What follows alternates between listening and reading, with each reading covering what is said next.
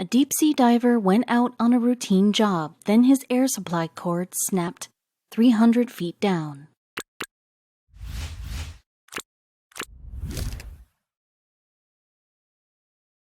Leaving his fiancée to go to work was harder for Chris Lemons than for most people. He's a deep-sea diver, typically away from home for 4-week stints, several times a year. This time he had a job replacing oil pipes at the bottom of the North Sea, more than 120 miles off Aberdeen in northeast Scotland. As Lemons, 32, got ready to leave that day in September 2012, he gave his fiancée, Morag Martin, the usual reassurances. "Don't worry, it's a carefully controlled environment." "I'll miss you," said Martin, 39, "but we'll keep in touch all the time." The couple had met 5 years earlier at a party. Lemons, a 6'4" Englishman, was a diver and dive boat crewman. He was drawn to Martin's gregariousness, while she found him kind and funny. They started dating, and soon Lemons moved in with Martin. They lived frugally while he trained in specialized saturation diving, a job that involves maintaining seabed pipes for the oil and gas industry. It has its risks, from decompression sickness to drowning. Several sat divers have died in recent decades around the world, but Martin knew how much it meant to him, and it paid well, helping the couple plan an exciting future together. Martin had recently become the head teacher at a school in the Scottish Highlands, and they were building a dream house overlooking the sea. Their wedding was set for the following April. At home, their conversations ranged from what place settings shall we have at the reception, to the complexity of house foundations. They also talked about having children and later moving to France, where Lemons had family. It was a joyful time. It's called saturation diving because at the intense pressures found in the deep sea, gas that a diver breathes saturates the body. When the diver surfaces and the pressure drops, this gas can emerge as deadly bubbles in the blood and tissues, causing decompression sickness, or the bends. Sat divers reduce this risk by living full-time in a pressurized chamber in the dive ship.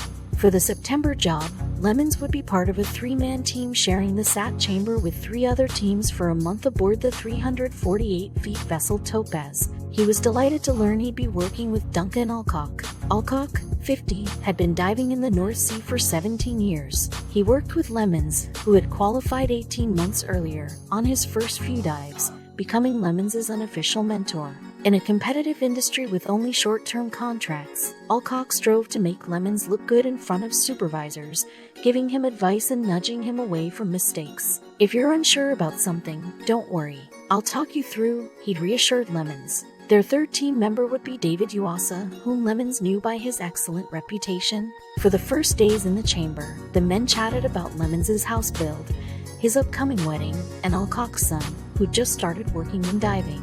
Lemons couldn't properly speak to Martin. Helium in the chamber made the divers' voices high-pitched and distorted, but they kept connected by email, and Martin sent pictures of her adventures cycling and climbing local mountains. Just before 9 p.m. on September 18th, it was Lemons' team's turn to dive. The 3 transferred to a diving bell, a smaller vessel for transport to the deep sea. The diving bell was lowered on cables to around 250 feet below the Topaz. Lemons and Uasa would descend a further 50 feet to replace some pipe on a structure resting on the seabed. The men would be connected to the bell by umbilical cords attached to their diving suits. These 2-inch thick clusters of tubes carried air, communications lines, power for the lamps and cameras on their helmets, and hot water to keep their suits warm. The seawater was just 39 degrees F. At the core was a steel-reinforced rope. Each diver had 165 feet of this lifeline coiled and ready inside the bell. Alcock's job was to feed the line to the divers as needed. Above water, the wind was about 35 miles per hour and the seas some 13 feet high. Rough, but nothing the Topaz couldn't handle. Instead of fixed propellers, the ship had 5 thrusters that could each be rotated. A dynamic positioning system kept the ship locked in place by constantly adjusting these, so there was no need for an anchor. The job was routine, Alcock told Lemons as he secured the heavy helmet for his partner. "There's no rush, take your time." Lemons gave him the thumbs up. He felt relaxed, focused, and ready to go. Dropping through the 2.5-foot hole at the bottom of the bell and into the dark ocean was always a magical moment for Lemons. Leaving behind the claustrophobic diving bell, he felt weightless, sediment and fleeting marine life caught in the light of his helmet lamp. He and Uasa started work within the manifold, a structure 30 feet high and 66 feet long.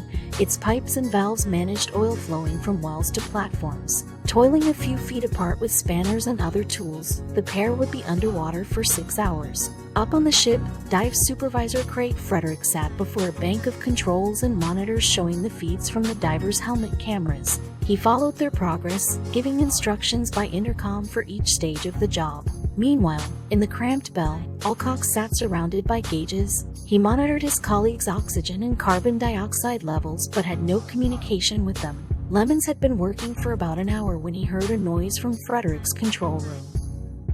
Perhaps the crew was running a test. In fact, the Topaz had a major problem. The green light on Frederick's instrument panel was suddenly glowing amber, then red. "I've never seen that before," Frederick thought, alarmed. The positioning system had failed. The boat was now drifting and would soon drag the divers with it. "Leave your tools and get back to the bell," Frederick ordered. It was a highly unusual request, and Lemons and Yuasa started climbing hand over hand up their umbilicals toward the top of the structure. In the bell, Alcock didn't know what was happening but followed Frederick's instruction to start hauling in the cords. Glancing up, Lemons had expected to see the bell's lights, but there was only blackness. Then he felt his umbilical tugging as he reached the top of the manifold and saw that it had looped around a metal outcrop. He struggled to unhitch it, but the knot only pulled tighter. "What's going on?" he thought. In the bell, Alcock saw that Lemons' line was suddenly taut. Frederick ordered, "Give diver 2 more slack." "I can't," Alcock replied. Not only was it too tight, the cord was pulling its anchor off the wall, steel struts bending, bolts groaning. It was unthinkable. If the cord broke off, it would leave Lemons adrift and without oxygen. Alcock also knew that in this tiny space, if it came loose, it would knock him through the bottom of the bell into the water. He quickly climbed onto his seat to get out of the way, but there was nothing he could do for Lemons. As Lemons struggled to free himself, Yuasa tried to get back to help, flailing his arms against the water. He almost made it. The 2 divers' hands were just a couple of yards apart when Yuasa's cord yanked him away. Lemons saw a look of apology on Yuasa's face as he disappeared into the dark. Lemons redoubled his frantic attempts to dislodge the cord. He heard it creak ominously, and then the air supply line broke, followed by the communications feed. Unable to inhale, Lemons instinctively opened the emergency air tank on his back, as he'd done many times in training. Seconds later, there was a noise like a shotgun as the cable snapped. His lifeline had severed completely. Lemons was thrown backward, sinking slowly, his helmet silent without the intercom. His lights dead, his suit beginning to cool. He knew he had about 8 minutes of oxygen. In the bell, Alcock feverishly pulled up the slack umbilical, hoping Lemons would be at the end of it. His heart sank as the broken hot water hose came up. Then came the hissing airline. He felt sick. "I've lost my diver," he shouted to Frederick. Landing on the soft seabed, Lemons struggled to his feet in total darkness. The ship could track him via a beacon on his suit, but he knew that if he could somehow get himself to the top of the manifold, there was a better chance of rescue before his oxygen ran out. Yet he had no idea where it was. What if he walked the wrong way into the blackness? He picked a direction almost at random and took cautious steps, feeling only the mud beneath his feet. Suddenly his outstretched hand struck metal. He grasped it in relief and then began struggling up the structure, breathing hard. Reaching the top, he still couldn't see the bell. Not a speck of light. Where had the Topaz gone? He crawled onto the platform and clung to the metal grill, terrified the current would drag him away.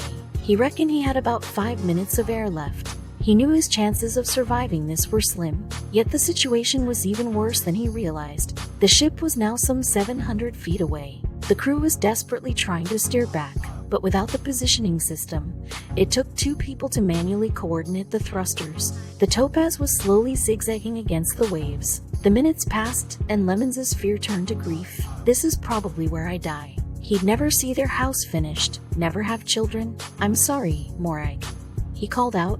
His mind fumbled with mundane practicalities. "Does she know when the next payment for the building work is due?" He shouted out for Alcock. "Where are you?" His chest grew tighter as his oxygen dwindled. "I hope dying doesn't hurt," he thought. He felt himself slowly slipping into unconsciousness. Frederick had ordered the Topaz's remotely operated underwater vehicle to go down and look for Lemons. It sent back pictures of him lying on the metal grill. His hands seemed to be twitching. Was he still alive, or were his limbs just moving in the current? It was 16 minutes since the umbilical had snapped. By now, Yuasa had made it back to the bell, poised to retrieve Lemons if they could get back in position. Frederick kept him and Alcock updated on the boat's progress, though he massaged the truth to keep their spirits up. "We're nearly there." You also assumed he'd be recovering a body. Alcock's thoughts were darkening, too, and he wondered how he'd tell Martin that her fiancé wasn't coming home. The wait was agonizing, but he tried to keep hope alive. "We've not forgotten you, lad," he said silently. "Hang in there." Attempts by the Topaz's engineers to re-engage the positioning system had been futile, so in desperation they shut it down and restarted it.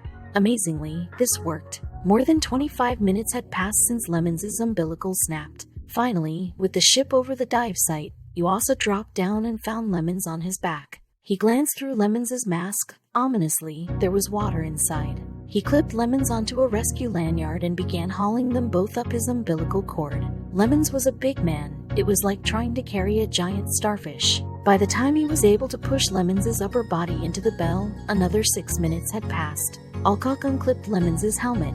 His eyes were closed, his bald head as blue as a pair of jeans. Alcock knew there was little chance of surviving that long without oxygen, but with nothing to lose, he kept talking. "You've had an accident. I'm going to give you CPR." He gave Lemons 2 breaths, and unbelievably, Lemons suddenly inhaled. His eyes opened. He blinked. Alcock could have danced a jig. "He's back with us." For Frederick, watching via monitor, it was a big moment. "Are you all right?" he asked on the intercom. Lemons gave a weak thumbs up. Alcock probed him with questions after flushing his suit with hot water. "Do you know where you are?" "Yeah." "You know you've had a broken umbilical?" "Yeah." Lemons was groggy but, remarkably, seemed himself. Back in the ship's SAT chamber, he got medical attention while Yuasa and Alcock had, as Alcock remembers, a bit of a hug. Once Lemons was stable, they visited him. There were more hugs.